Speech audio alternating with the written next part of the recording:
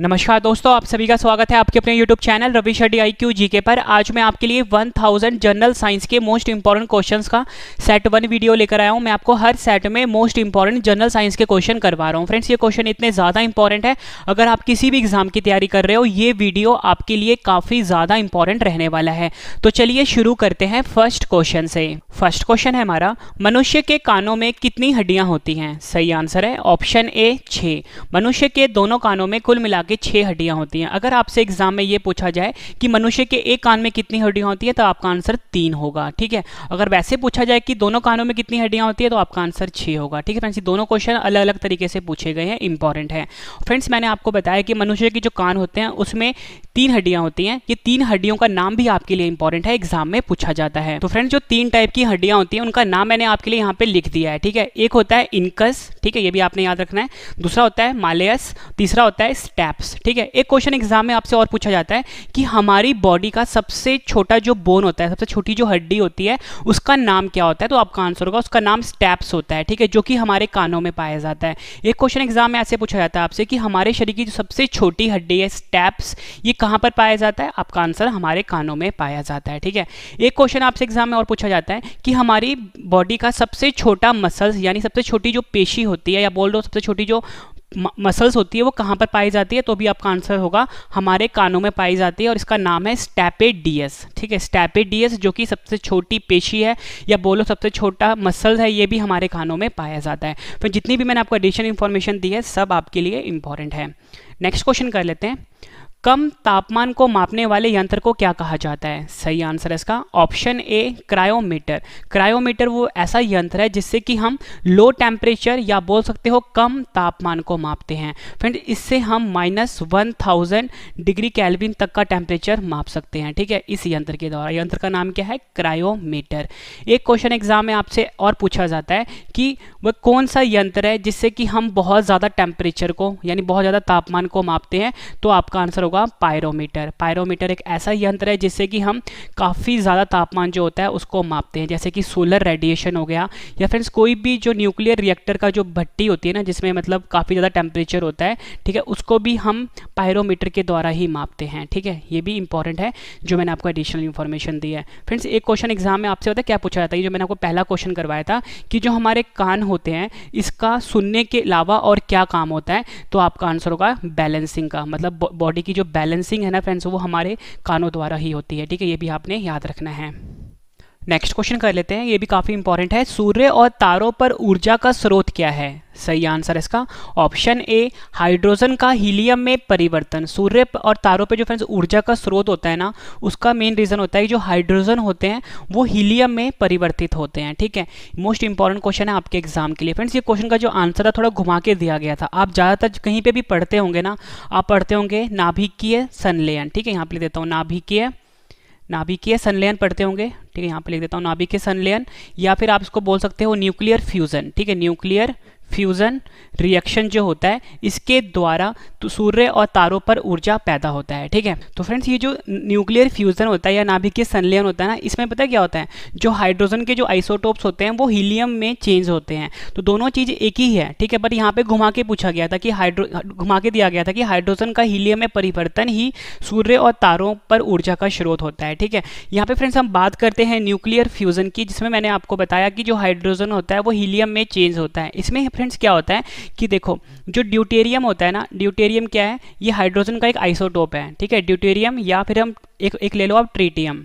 ठीक है, ट्रीटियम ये भी इसी का आइसोटोप है हाइड्रोजन का। इसको हम फ्यूज़ करवाते हैं। ठीक है, फ्यूज़ करवाते हैं। ठीक है, मतलब काफ़ी ज़्यादा तेज़ी से आपस में हिट करवाते हैं। फ्यूज़न रिएक्शन स्टार्ट होता है जब फ्रेंड्स ये ब्रेक होगा ना, तो ये ब्रेक होगा एक हीलियम में। ठीक है, हीलियम में ब्रेक होगा और साथ में बहुत सारी एनर्जी रिलीज होगी, बहुत सारी साथ में एनर्जी रिलीज होगी और साथ में न्यूट्रॉन रिलीज होगा। ठीक है, तो आप यहाँ पे देख सकते हो कि जो हाइड्रोजन था ये कन्वर्ट किस में हुआ? हीलियम में कन्वर्ट हुआ। तो यही हमारा आंसर था कि हाइड्रोजन का जो हीलियम में परिवर्तन होता है उसको हम न्यूक्लियर फ्यूजन कहते हैं या नाभिकीय संलयन कहते हैं, और इसी के द्वारा सूर्य पर एनर्जी पैदा होती है। ठीक है, यानी सूर्य पर ऊर्जा पैदा होती है। नेक्स्ट क्वेश्चन कर लेते हैं, मनुष्य की सुनने की क्षमता कितनी होती है? सही आंसर है ऑप्शन बी 20 हर्ट्ज से लेके 20,000 हर्ट्ज तक। मनुष्य की जो सुनने की क्षमता होती है वो 20 हर्ट्ज से लेके 20,000 हर्ट्ज तक होती है। ये क्वेश्चन भी फ्रेंड्स एग्जाम में कई बार पूछा गया है। फ्रेंड्स ये जो हर्ट्ज है ना, आपसे एग्जाम में पूछा जाता है कि हर्ट्ज किसकी यूनिट होती है, तो आपका आंसर होगा हर्ट्ज जो होती है ये फ्रीक्वेंसी की यूनिट होती है। और फ्रेंड्स हम फ्रीक्वेंसी को आवृत्ति भी बोलते हैं, ठीक है, ये भी आपने याद रखना। और इसकी यूनिट होती है हर्ट्ज, ठीक है, ऐसे लिखते हैं इसको हर्ट्ज, और शॉर्ट फॉर्म में हम लिखते हैं HZ से। और जो मनुष्य की सुनने की क्षमता होती है वो 20 हर्ट्ज से 20,000 हर्ट्ज तक होती है, ये भी आपने याद रखना है, इंपॉर्टेंट क्वेश्चन है। नेक्स्ट क्वेश्चन कर लेते हैं, सौर ऊर्जा को विद्युत ऊर्जा में बदलने वाले यंत्र को क्या कहा जाता है? सही आंसर इसका ऑप्शन ए फोटोवोल्टिक सेल। सौर ऊर्जा को विद्युत ऊर्जा में बदलने वाले यंत्र को फोटोवोल्टिक सेल कहा जाता है। इंपॉर्टेंट क्वेश्चन रहेगा आपके एग्जाम के लिए। फ्रेंड्स यहाँ पे बात हो रही है सौर ऊर्जा की। सौर ऊर्जा को हम सोलर एनर्जी भी बोलते हैं। क्या बोलते हैं? सोलर एनर्जी भी बोलते हैं। ऐसी एनर्जी यानी ऐसी ऊर्जा जो कि हमें सूर्य से प्राप्त होती है उसको हम सौर ऊर्जा कहते हैं, या बोल सकते हो सोलर एनर्जी बोलते हैं, ठीक है। अब हमारा क्वेश्चन ये था कि ये जो सूर्य से मिलने वाली जो सौर ऊर्जा होती है इसको अगर हम विद्युत ऊर्जा में बदलते हैं यानी इलेक्ट्रिक एनर्जी में बदलते हैं तो उस यंत्र को क्या बोलते हैं? तो आपका आंसर फोटोवोल्टिक सेल होगा, ठीक है। एग्जाम्पल देता हूं मैं आपको। आपने छतों के ऊपर देखा होगा सोलर पैनल्स लगे होते हैं, ठीक है। सोलर पैनल्स क्या होते हैं फ्रेंड्स? कुछ ब्लैकिश टाइप की शीशे के होते हैं ना, ये एक तरह का फोटोवोल्टिक सेल ही होता है जो कि सूर्य से एनर्जी लेता है, मतलब सूर्य की जो रोशनी होती है उसको बदल देता है ये विद्युत ऊर्जा में, ठीक है। एग्जाम्पल एक और देता हूँ। आपने कैलकुलेटर देखे होंगे, आपके घर में जो कैलकुलेटर होता है, कैलकुलेटर की यहाँ पे स्क्रीन होती है, उसके नीचे फ्रेंड्स एक काले रंग का छोटा सा शीशा लगा होता है, शीशा सा कुछ लगा होता है। ये भी एक तरह का फोटोवोल्टिक सेल ही होता है जो कि जब इसे आप धूप में रखोगे आपका जो मतलब कैलकुलेटर है ये चार्ज हो जाएगा। तो ये भी फोटोवोल्टिक सेल का ही एग्जाम्पल है, ठीक है। ये भी आपने याद रखना है, एग्जाम में पूछा जाता है। नेक्स्ट क्वेश्चन कर लेते हैं, पृथ्वी के केंद्र पर गुरुत्व के कारण त्वरण एक्सेलरेशन ड्यू टू ग्रेविटी का मान क्या होता है? सही आंसर है ऑप्शन बी 0। पृथ्वी के केंद्र पर गुरुत्व के कारण त्वरण यानी जिसे कि हम एक्सेलरेशन ड्यू टू ग्रेविटी भी बोलते हैं का मान जो होता है 0 होता है। फ्रेंड्स एक रिलेशन होता है, उस रिलेशन को आपको याद रखना। उस रिलेशन के कारण ही जो एक्सेलरेशन ड्यू टू ग्रेविटी यानी गुरुत्व के कारण जो त्वरण है पृथ्वी के केंद्र पर 0 होता है। फ्रेंड्स वो जो रिलेशन है वो है G capital G m1 m2 upon r square, ठीक है। r क्या है? रेडियस ऑफ द अर्थ है, या बोल सकते हो जो पृथ्वी है उसकी त्रिज्या है। ये रिलेशन आपको याद रखना है, G बड़ा G m1 m2 upon r square. इस रिलेशन को जब फ्रेंड्स आप डिराइव करोगे ना तो आपको ये पता लग गया कि जो गुरुत्व के कारण त्वरण जो होता है पृथ्वी के केंद्र पर 0 आता है, ठीक है। नेक्स्ट क्वेश्चन कर लेते हैं, चुंबकीय प्रेरण क्षेत्र जिसे कि हम इलेक्ट्रोमैग्नेटिक इंडक्शन भी बोलते हैं का SI इकाई क्या होता है? सही आंसर है ऑप्शन ए टेस्ला। चुंबकीय प्रेरण क्षेत्र जिसे कि हम इलेक्ट्रोमैग्नेटिक इंडक्शन बोलते हैं इसकी जो SI इकाई होती है वो टेस्ला होती है। और फ्रेंड्स कभी कभी अगर आपको एग्जाम में चुंबकीय प्रेरण क्षेत्र यानी इलेक्ट्रोमैग्नेटिक इंडक्शन की जो SI यूनिट है टेस्ला की जगह वेबर पर मीटर स्क्वायर जिसे कि हम WB पर मीटर स्क्वायर भी लिखते हैं, ये दिया हो तो ये भी सही है, ठीक है। वेबर को हम WB से लिखते हैं और मीटर को M से लिखते हैं, यानी कि वेबर पर मीटर स्क्वायर जो है ये भी चुंबकीय प्रेरण क्षेत्र यानी इलेक्ट्रोमैग्नेटिक इंडक्शन की SI यूनिट होती है। ये भी क्वेश्चन एग्जाम में पूछा गया है। फ्रेंड्स आपको क्वेश्चन का लेवल देख के पता लग गया होगा, सभी क्वेश्चन जो है एक एग्जाम ओरिएंटेड है जो एग्जाम में बार बार पूछे जाते हैं। नेक्स्ट क्वेश्चन कर लेते हैं, पदार्थ का परमाणु सिद्धांत किस वैज्ञानिक ने दिया था? सही आंसर है ऑप्शन ए डाल्टन। डाल्टन वैज्ञानिक जो थे इन्होंने पदार्थ का परमाणु सिद्धांत दिया था। और फ्रेंड्स पदार्थ का जो परमाणु सिद्धांत होता है इसे एटॉमिक थ्योरी ऑफ मैटर भी कहते हैं, ठीक है। ये भी आपने याद रखना है। फ्रेंड्स यहाँ पे ना बात हुई थी परमाणु, परमाणु को फ्रेंड्स हम एटम भी बोलते हैं, ठीक है, एटम भी बोलते हैं। आपसे एग्जाम में क्वेश्चन पूछा जाता है कि जो एटम होता है यानी जो परमाणु होता है इसके अंदर क्या पाए जाते हैं, तो आपका आंसर होगा इसके अंदर प्रोटॉन पाए जाते हैं। यहाँ पे लिख देता हूँ प्रोटॉन, इलेक्ट्रॉन और न्यूट्रॉन, ठीक है, ये आपने याद रखना है। जो परमाणु होता है इसके अंदर प्रोटॉन, प्रोटॉन के ऊपर पॉजिटिव चार्ज होता है यानी प्लस का चार्ज होता है, इलेक्ट्रॉन पाए जाते हैं इसके ऊपर नेगेटिव चार्ज होता है यानी माइनस का चार्ज होता है, और न्यूट्रॉन पाए जाते हैं न्यूट्रॉन के ऊपर कोई भी चार्ज नहीं होता। और आपसे एग्जाम में क्वेश्चन और पूछा जाता है कि जो न्यूक्लियस होता है, ठीक है, न्यूक्लियस जिसे कि हम नाभिक भी बोलते हैं, इसके अंदर क्या पाया जाता है? फ्रेंड्स इसके अंदर प्रोटॉन पाए जाते हैं और न्यूट्रॉन पाए जाते हैं, इसके अंदर इलेक्ट्रॉन नहीं पाया जाता। न्यूक्लियस के अंदर सिर्फ प्रोटॉन और न्यूट्रॉन पाए जाते हैं, और जो एटम होता है यानी परमाणु होता है इसके अंदर प्रोटॉन भी पाए जाते हैं, इलेक्ट्रॉन भी पाए जाते हैं, न्यूट्रॉन भी पाए जाते हैं। ये क्वेश्चन भी फ्रेंड्स एग्जाम में कई बार पूछा गया, और मैंने आपको बताया कि जो पदार्थ का परमाणु सिद्धांत है उसे डाल्टन वैज्ञानिक ने दिया था। नेक्स्ट क्वेश्चन कर लेते हैं, मोस्ट इंपॉर्टेंट क्वेश्चन है। पर फ्रेंड्स ये जो क्वेश्चन आपको मैं करवा रहा हूँ ना इस टाइप का, ये बस बेसिक है, बस आपको समझना है इसमें, ठीक है। इसी से इस टाइप के क्वेश्चन आपको एग्जाम में अक्सर देखने को मिल जाते हैं। Fe के नाभिक में 26 प्रोटॉन होते हैं, तो Fe2+ आयन में कितने इलेक्ट्रॉन होंगे? मोस्ट इंपॉर्टेंट क्वेश्चन है फ्रेंड्स, इससे टाइप के क्वेश्चन एग्जाम में अक्सर पूछे जाते हैं, तो मैं आपको बहुत ही अच्छे से समझाऊंगा। इसका जो फ्रेंड्स सही आंसर होगा ना वो ऑप्शन बी है, 24 है। अब कैसे है मैं आपको समझाता हूँ। देखो Fe की बात हो रही है, Fe क्या होता है? Fe होता है आयरन, ठीक है, आयरन का सिंबल Fe होता है। Fe के नाभिक में 26 प्रोटॉन है, 26 प्रोटॉन मतलब किसी भी अगर कोई भी हमारे पास एलिमेंट है या तत्व है उसमें जितने प्रोटॉन होंगे ना फ्रेंड्स वही उसका एटॉमिक नंबर भी होता है। यानी हमें इससे ये पता लगा कि जो Fe है इसका जो परमाणु क्रमांक है यानी एटॉमिक नंबर है जिसको कि हम Z से लिखते हैं वो है 26, ठीक है। जितने प्रोटॉन होंगे उतने ही उसमें इलेक्ट्रॉन भी होंगे, यानी कि हमें ये भी पता लग गया कि जो Fe है इसके अंदर 26 ही इलेक्ट्रॉन होंगे, ठीक है। फिर से समझना, जितना जो उसका परमाणु क्रमांक होगा उसमें उतने ही प्रोटॉन होंगे उतने ही इलेक्ट्रॉन होंगे। यानी कि जो Fe है इसका परमाणु क्रमांक अगर 26 है तो प्रोटॉन कितने होंगे? 26 होंगे और इलेक्ट्रॉन भी इसमें 26 होंगे, ठीक है। ये तो हमें पता लग गया। अगर हमसे एग्जाम में ये पूछा जाता कि Fe के नाभिक में 26 प्रोटॉन होते हैं, ठीक है, 26 प्रोटॉन होते हैं, यहाँ पे मैंने लिखा। अगर पूछता कि Fe के नाभिक में फिर कितने इलेक्ट्रॉन होंगे, तब आपका आंसर 26 ही होगा। लेकिन यहाँ पे बात क्या हो रही है? यहाँ पे बात हो रही है Fe2+ की, यानी कि Fe2+, ऐसे लिखते हैं Fe2+ को, ठीक है। तो हमसे पूछा गया है बताओ कि Fe2+ आयन में कितने इलेक्ट्रॉन होंगे। अगर अकेला Fe दिया होता तो हम 26 लिख देते, लेकिन यहाँ पे Fe2+ की बात हो रही है।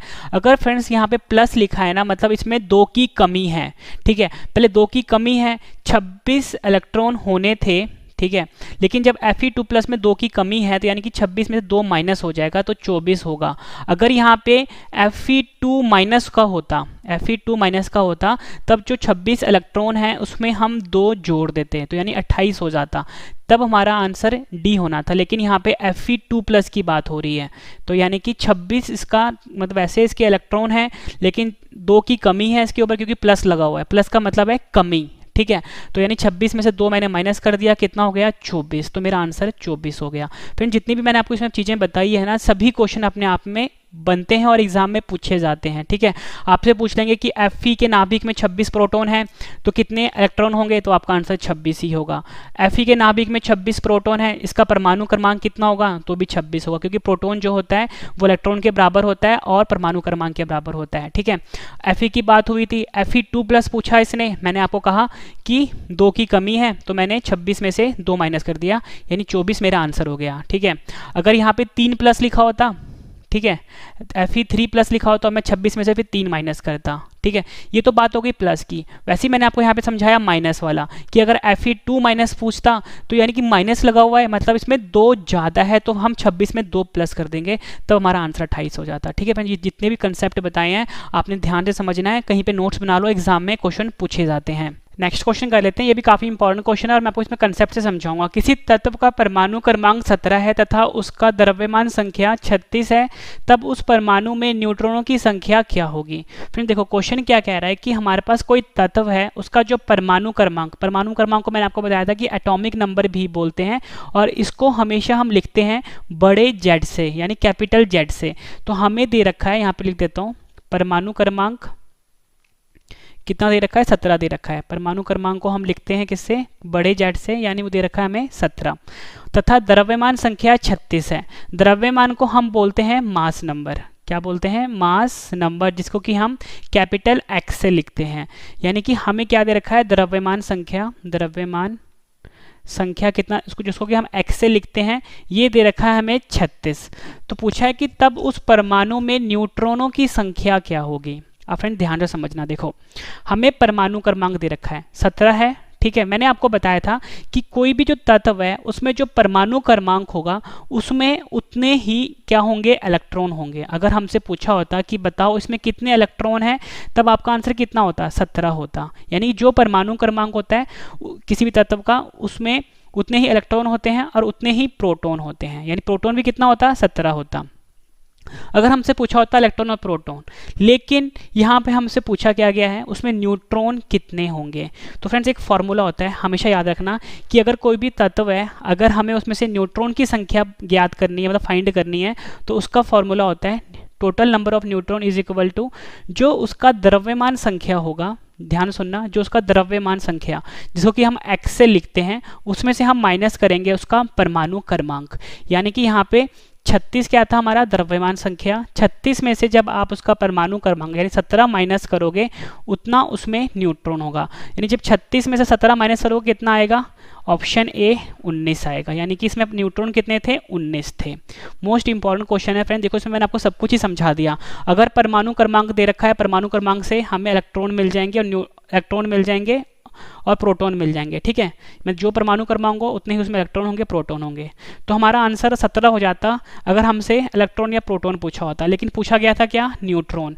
तो न्यूट्रॉन मैंने आपको बताया कि द्रव्यमान में से जब आप परमाणु क्रमांक को घटा दोगे उतना ही उसमें न्यूट्रॉन होगा, यानी कि x माइनस जेड करेंगे, यानी द्रव्यमान में से परमाणु क्रमांक जब घटाएंगे तो 19 आया हमारा आंसर, और ये हमारा न्यूट्रॉन की संख्या थी। ये क्वेश्चन भी इंपॉर्टेंट है। नेक्स्ट क्वेश्चन कर लेते हैं। यदि पृथ्वी की त्रिज्या घटती है तथा उसका द्रव्यमान समान बना रहता है तो गुरुत्वीय त्वरण यानी एक्सेलरेशन ड्यू टू ग्रेविटी का मान क्या होगा। सही आंसर है ऑप्शन ए बढ़ेगा। यदि पृथ्वी की जो त्रिज्या होती है वो घटती है और उसका जो द्रव्यमान समान बना रहता है तो गुरुत्वीय त्वरण यानी एक्सेलरेशन ड्यू टू ग्रेविटी का जो मान होगा वो बढ़ेगा। फ्रेंड देखो एक रिलेशन मैंने आपको बताया था कि एक्सेलरेशन ड्यू टू ग्रेविटी यानी गुरुत्वीय त्वरण का एक फॉर्मूला होता है, वो होता है G इज इक्वल टू बड़ा G m1 m2 upon R square.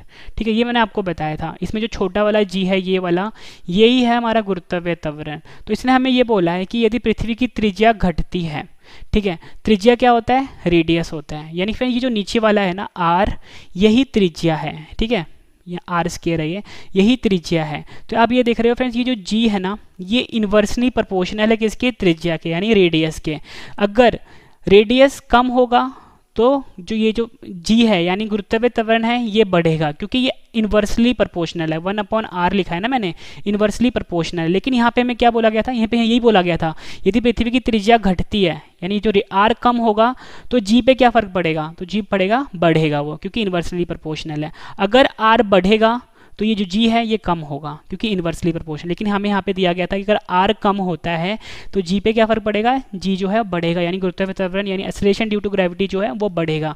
यही हमारा क्वेश्चन था फ्रेंड्स। ये क्वेश्चन भी एग्जाम में कई बार पूछा गया। जितने भी क्वेश्चन एक अच्छे लेवल के हैं फ्रेंड्स, मैं आपको बता दूँ इस वीडियो में मैं आपको मोस्ट इंपॉर्टेंट 27 क्वेश्चन करवाने वाला हूँ। जब आपके 27 क्वेश्चन कंप्लीट हो जाएंगे एक बार सभी क्वेश्चन फिर से रिविजन भी करवाने वाला हूँ, ताकि फ्रेंड्स आपको सभी के सभी क्वेश्चन इसी वीडियो में अच्छे से समझ में आ जाएँ और याद भी हो जाएँ। और लास्ट में मैंने आपके लिए 5 क्वेश्चन का टेस्ट रखा है जिसका आंसर आपने मुझे कमेंट करके जरूर देना है। फ्रेंड्स ये सबसे बेहतरीन तरीका होता है कि पहले आप पढ़ लो, फिर रिवीजन कर लो, फिर टेस्ट दे दो। तो मैं आपको उसी बेहतरीन तरीके से पढ़ा रहा हूँ, ठीक है।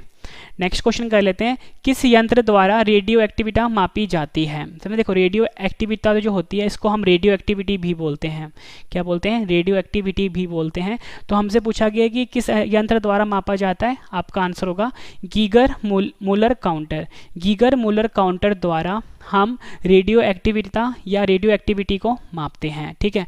ये क्वेश्चन भी इंपॉर्टेंट है फ्रेंड्स। यहाँ पे बात हुई है रेडियो एक्टिविटी की यानी रेडियो एक्टिविटी की। इसकी डेफिनेशन होती है फ्रेंड्स, ये एक तरह का स्पॉन्टेनियस प्रोसेस होता है जिसमें कि अल्फा रेस, बीटा रेस और गामा रेस का एमिशन होता है, ठीक है। मतलब रेडियो एक्टिविटी में से अल्फा रेज निकलती हैं, बीटा रेज निकलती हैं और गामा रेज निकलती हैं, ठीक है। फ्रेंड्स अगर आपसे एग्जाम में ये पूछा जाए कि जो रेडियो एक्टिविटी यानी रेडियो एक्टिविटी है इसकी एसआई यूनिट क्या होती है, तो आपका आंसर होगा बैक्यूरल, ठीक है। ये भी आपने याद रखना है। बैक्यूरल जो है ये रेडियो एक्टिविटी की एसआई यूनिट होती है। और अगर आपसे पूछा जाए कि इसकी नॉन एसआई यूनिट यानी कि वैसे यूनिट क्या होती है, तो क्यूरी भी इसकी यूनिट होती है, ठीक है। ये भी आपने याद रखना है। नेक्स्ट क्वेश्चन कर लेते हैं, पृथ्वी की सतह से भूस्थिर उपग्रह, भूस्थिर उपग्रह को हम जियो स्टेशनरी सैटेलाइट भी बोलते हैं, कि ऊंचाई कितनी होती है। सही आंसर है ऑप्शन सी उपयुक्त दोनों, यानी 36,000 किलोमीटर या आप बोल सकते हो 35,800 किलोमीटर जो है ये पृथ्वी की सतह से भूस्थिर उपग्रह की ऊंचाई होती है, यानी जियो स्टेशनरी सैटेलाइट की ऊंचाई होती है। फ्रेंड्स यहाँ पे ना बात हुई है भूस्थिर उपग्रह की, यानी जियो स्टेशनरी सैटेलाइट की, जिसकी ऊंचाई मैंने आपको बताया 35,800 किलोमीटर। कभी कभी आपको एग्जाम में 36,000 किलोमीटर भी दे देंगे, ठीक है, दोनों आपने याद रखना है। अब यहाँ पे बात हुई है उपग्रह की। फ्रेंड देखो हमारा पृथ्वी जो है, ये हमारा पृथ्वी है, इसके चारों तरफ ना उपग्रह चक्कर लगाते हैं, मतलब एक बॉडीज होती हैं, हेवनली बॉडीज, जो कि पृथ्वी के चक्कर लगाती है, इन्हीं को हम उपग्रह बोलते हैं, ठीक है। ठीक है, अब एक क्वेश्चन एग्जाम में आपसे भी पूछा जाता है कि फ्रेंड्स ये जो जियो स्टेशनरी सैटेलाइट है यानी भू स्थिर उपग्रह है, इसका जो फेस है ना वो हमेशा पृथ्वी के मतलब कि सामने ही क्यों रहता है, ठीक है, क्योंकि देखो ना ये घूम रहा है इसकी तरफ, लेकिन इसका जो फ्रेंड्स फेस है ना, मतलब इसका जो फेस है ये हमेशा पृथ्वी की तरफ ही क्यों रहता है। तो इसका आंसर पता क्या होगा फ्रेंड्स, देखो पृथ्वी जो है अपने अक्ष पर घूमता है, ठीक है, अपने अक्ष पर घूमता है और ये पृथ्वी के चारों तरफ घूम रहा है। अब जो पृथ्वी अपने अक्ष पे घूम रहा है, ठीक है, जितनी स्पीड पृथ्वी की अपने अक्ष पर घूमने की है ना, उतनी ही स्पीड से ये जो उपग्रह है पृथ्वी के चक्कर लगाता है। तो आप सोच के देखो कि दोनों की अगर स्पीड बराबर है तो दोनों का जो फेस होगा वो तो आमने सामने ही रहेगा ना, ठीक है। ठीक है फ्रेंड्स, इंपॉर्टेंट क्वेश्चन है आपके एग्जाम के लिए। नेक्स्ट क्वेश्चन कर लेते हैं। वॉशिंग मशीन जिसे कि हम धोवन यंत्र भी बोलते हैं किस सिद्धांत पर कार्य करता है। सही आंसर है ऑप्शन सी, उपयुक्त दोनों। अपकेंद्रण जिसको कि हम सेंट्रीफ्यूगेशन भी बोलते हैं, इस सिद्धांत पर जो वॉशिंग मशीन होता है यानी धोवन यंत्र होता है वो कार्य करता है। नेक्स्ट क्वेश्चन कर लेते हैं। आघूर्णन बल जिसे कि हम टॉर्क भी बोलते हैं कि एसआई इकाई क्या होती है। सही आंसर इसका ऑप्शन ए, न्यूटन मीटर। आघूर्णन बल यानी जिसे कि हम टॉर्क भी बोलते हैं, इसकी जो एसआई इकाई होती है वो न्यूटन मीटर होती है। इंपॉर्टेंट क्वेश्चन रहेगा आपके एग्जाम के लिए। फ्रेंड देखो यहाँ पे बात हुई है आघूर्णन बल यानी टॉर्क की। ये एक तरह का ना फ्रेंड्स फोर्स ही होता है, लेकिन इसमें फर्क क्या होता है, ये ऐसा फोर्स है जब हम इसको मैग्नेटिक फील्ड की मतलब मैग्नेटिक फील्ड में लेकर लगाते हैं ये फोर्स, तो ये जो कोई भी चीज़ को अगर ये घुमा दे, ठीक है, उसी को हम टॉर्क बोलते हैं या आघूर्णन बल बोलते हैं। एग्जाम्पल के लिए जो गैल्वेनोमीटर होता है, गैल्वेनोमीटर, ठीक है, इसका जो फ्रेंड्स सिद्धांत होता है ना वो टॉर्क ही होता है। इसमें क्या होता है, जब कोई भी चीज़ अगर आप मैग्नेटिक फील्ड के बीच में लेकर आओगे और वो मैग्नेटिक फील्ड इस चीज़ को घुमा दे, ठीक है, ये जो बल होता है ना फ्रेंड्स इसी को हम टॉर्क बोलते हैं। ये भी आपने याद रखना है और ये हमेशा 90 डिग्री लगता है, ये भी आपने याद रखना है। नेक्स्ट क्वेश्चन कर लेते हैं। फ्लोरेसेंट लैंप में चौक का उपयोग का मुख्य उद्देश्य क्या होता है। आंसर है ऑप्शन ए, विद्युत धारा के प्रभाव को कम करना। फ्लोरोसेंट लैंप में जो चौक का हम प्रयोग करते हैं उसका मुख्य कार्य क्या होता है, जो विद्युत धारा होता है इसके प्रवाह को कम करना होता है। नेक्स्ट क्वेश्चन कर लेते हैं। विद्युत चालकता जिसे कि हम इलेक्ट्रिकल कंडक्टिविटी भी बोलते हैं का मात्रक क्या होता है। सही आंसर है ऑप्शन ए, महो होता है। महो को हम इस तरह से लिखते हैं MHO। ये विद्युत चालकता यानी इलेक्ट्रिकल कंडक्टिविटी का मात्रक होता है। फ्रेंड्स एक ना आपने वर्ड सुना होगा ओम, ठीक है। ओम जो होता है ये रेजिस्टेंस की यूनिट होती है। रेजिस्टेंस जिसे कि हम प्रतिरोध भी बोलते हैं, हिंदी में प्रतिरोध भी बोलते हैं, इसकी जो SI यूनिट होती है वो ओम होती है। अगर आपसे पूछा जाए कि रजिस्टिविटी, ठीक है, रजिस्टिविटी की यूनिट क्या होती है तो वो होती है ओम मीटर, ठीक है।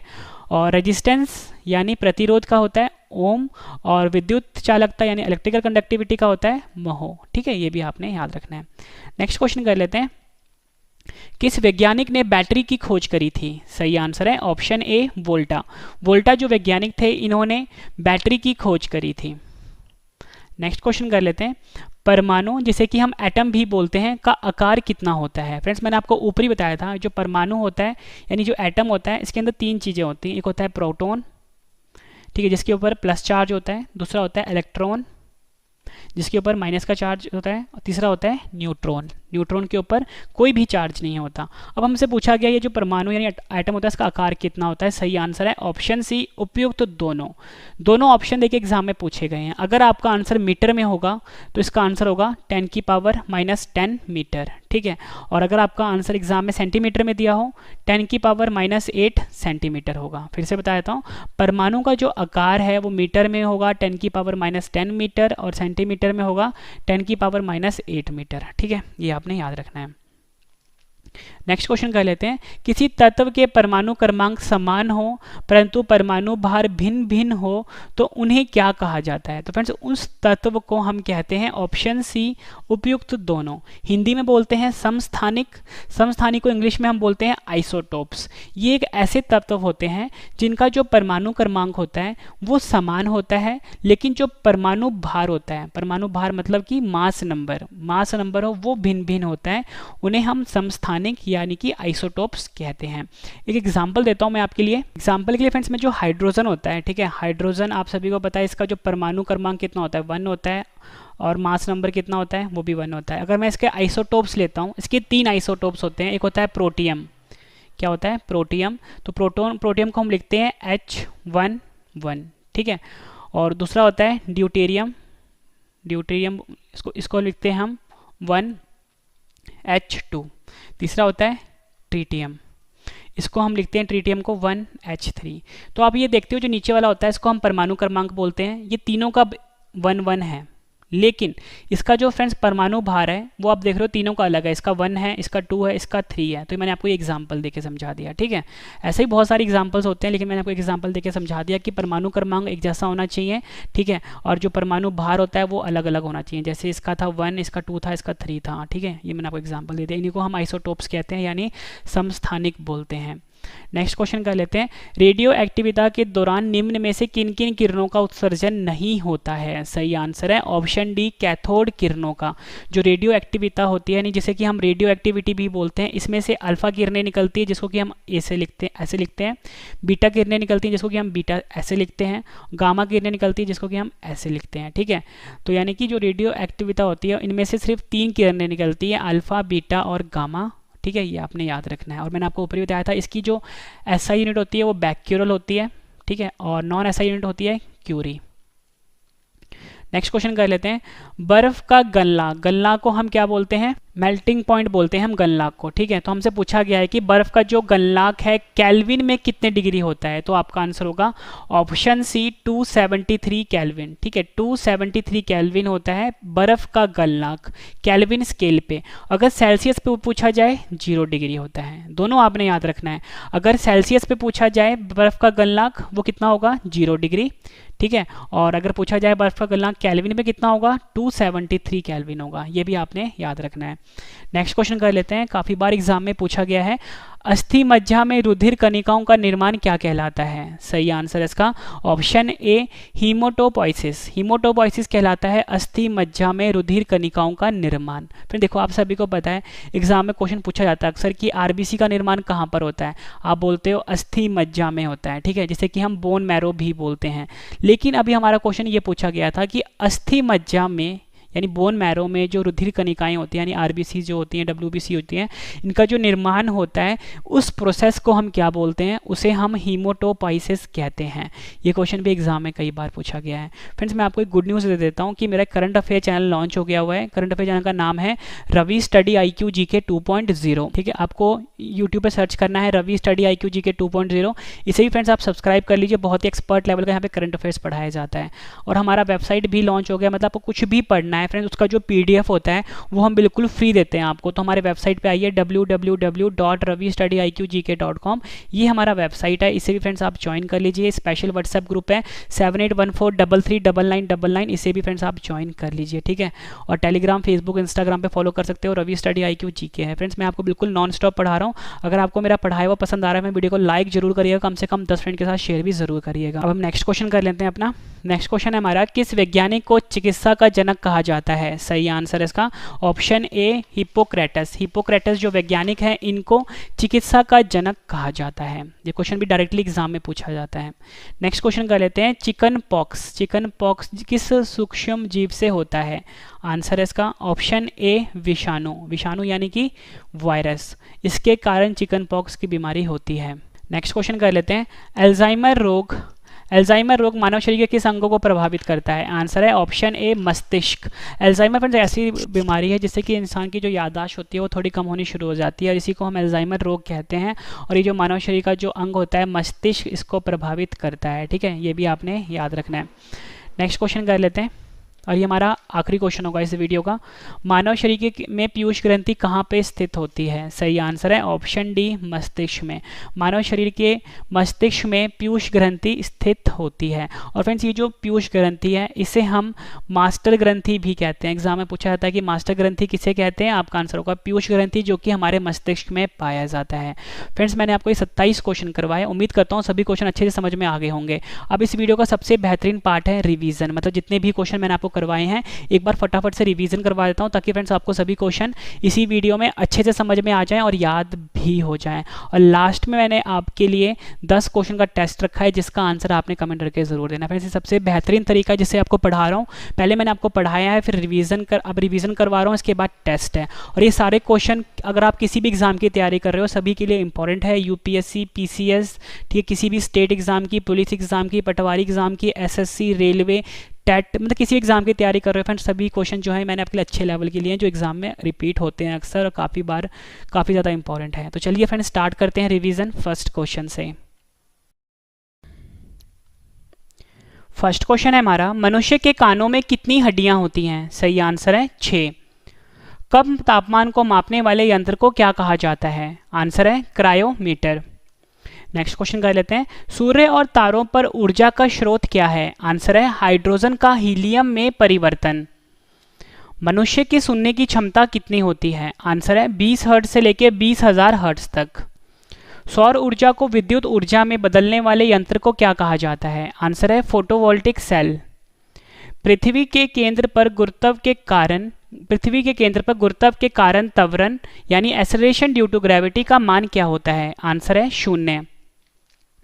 चुंबकीय प्रेरण क्षेत्र, जिसे कि हम इलेक्ट्रोमैग्नेटिक इंडक्शन भी बोलते हैं, का एसआई इकाई क्या होती है? आंसर है टेस्ला। पदार्थ का परमाणु सिद्धांत किस वैज्ञानिक ने दिया था? आंसर है डाल्टन।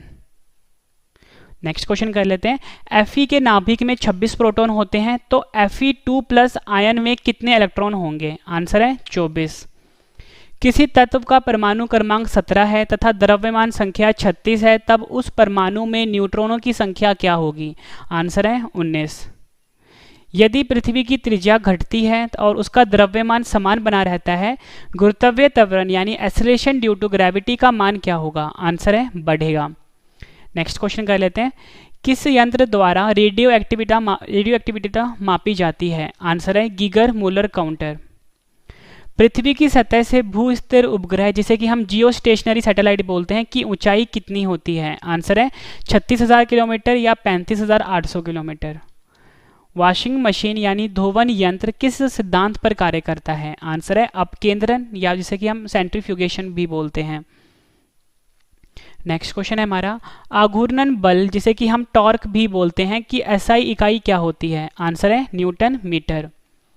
फ्लोरोसेंट लैंप में चौक का उपयोग का मुख्य उद्देश्य क्या होता है? आंसर है विद्युत धारा के प्रभाव को कम करना। विद्युत चालकता इलेक्ट्रिकल कंडक्टिविटी का मात्रक क्या होता है? आंसर है महो। नेक्स्ट है हमारा, किस वैज्ञानिक ने बैटरी की खोज की थी? आंसर है वोल्टा। परमाणु यानी एटम का आकार कितना होता है? आंसर है 10⁻⁻10 मीटर, और अगर हम बात करें सेंटीमीटर में 10⁻⁻8 सेंटीमीटर। दोनों आपने याद रखना है। नेक्स्ट है हमारा, किसी तत्व के परमाणु क्रमांक समान हो परंतु परमाणु भार भिन्न भिन्न हो, उन्हें क्या कहा जाता है? आंसर है उन्हें समस्थानिक कहा जाता है, यानी कि आइसोटोप कहा जाता है। नेक्स्ट क्वेश्चन कर लेते हैं, रेडियो एक्टिविटी के दौरान निम्न में से किन किन किरणों का उत्सर्जन नहीं होता है? आंसर है कैथोड किरणों का। इसमें से फ्रेंड्स अल्फा रेज निकलती हैं, यानी अल्फा किरणें निकलती हैं, बीटा किरणें निकलती हैं और गामा किरणें निकलती हैं। बर्फ का गलना केल्विन में कितने डिग्री होता है? आंसर है 273। नेक्स्ट क्वेश्चन कर लेते हैं, अस्थि मज्जा में रुधिर कणिकाओं का निर्माण क्या कहलाता है? आंसर है हीमोटोपाइसिस। किस वैज्ञानिक को चिकित्सा का जनक कहा जाता है? आंसर है हिप्पोक्रेटस को। चिकन पॉक्स किस सूक्ष्म जीव से होता है? आंसर है विषाणु। अल्जाइमर रोग मानव शरीर के किस अंग को प्रभावित करता है? मस्तिष्क को। आखिरी क्वेश्चन कर रहे हैं रिवीजन का, इसके बाद 10 क्वेश्चन का मैंने आपके लिए टेस्ट रखा है। मानव शरीर में पीयूष ग्रंथि कहाँ पर स्थित होती है? आंसर है मस्तिष्क में स्थित होती है। फ्रेंड्स मैंने आपको ये 27 क्वेश्चन करवाए, उसके बाद 27 क्वेश्चन का रिवीजन भी करवा दिया। उम्मीद करता हूँ फ्रेंड्स आपको सभी क्वेश्चन अच्छे से समझ में आ गए होंगे और याद भी हो गए होंगे। अब फ्रेंड्स मैंने आपके लिए 10 क्वेश्चन का टेस्ट रखा है जिसका आंसर आपने मुझे कमेंट करके देना है। और फ्रेंड्स वीडियो कैसी लगी आपने ये भी जरूर बताना है कमेंट करके। और फ्रेंड्स ये सबसे बेहतरीन तरीका था जिस तरीके से मैंने आपको पढ़ाया, पहले मैंने आपको पढ़ाया है, फिर रिवीजन करवाया है, अब टेस्ट ले रहा हूँ, ठीक है। तो आपने अपना आंसर कमेंट करके जरूर देना है। टेस्ट के लिए आपको all the best. First question है हमारा, मनुष्य के कानों में कितनी हड्डियां होती हैं? 4 ऑप्शन हैं आपके पास, आंसर आपने कमेंट करके बताना है। कम तापमान को मापने वाले यंत्र को क्या कहा जाता है? फ्रेंड्स अगर आपको ज्यादा टाइम चाहिए आप वीडियो को पॉज कर सकते हो। सूर्य और तारों पर ऊर्जा का स्रोत क्या है?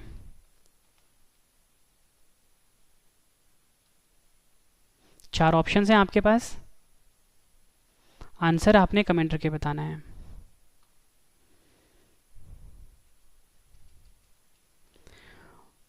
मनुष्य की सुनने की क्षमता कितनी होती है?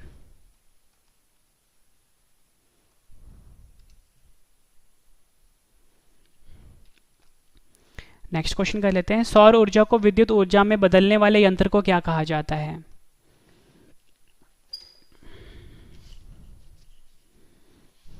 नेक्स्ट क्वेश्चन कर लेते हैं, पृथ्वी के केंद्र पर गुरुत्व के कारण त्वरण यानी एक्सेलरेशन ड्यू टू ग्रेविटी का मान क्या होता है? 4 ऑप्शन हैं आपके पास। नेक्स्ट क्वेश्चन है हमारा, चुंबकीय प्रेरण क्षेत्र इलेक्ट्रोमैग्नेटिक इंडक्शन की एसआई इकाई क्या होती है? 4 ऑप्शन हैं। पदार्थ का परमाणु सिद्धांत किस वैज्ञानिक ने दिया था?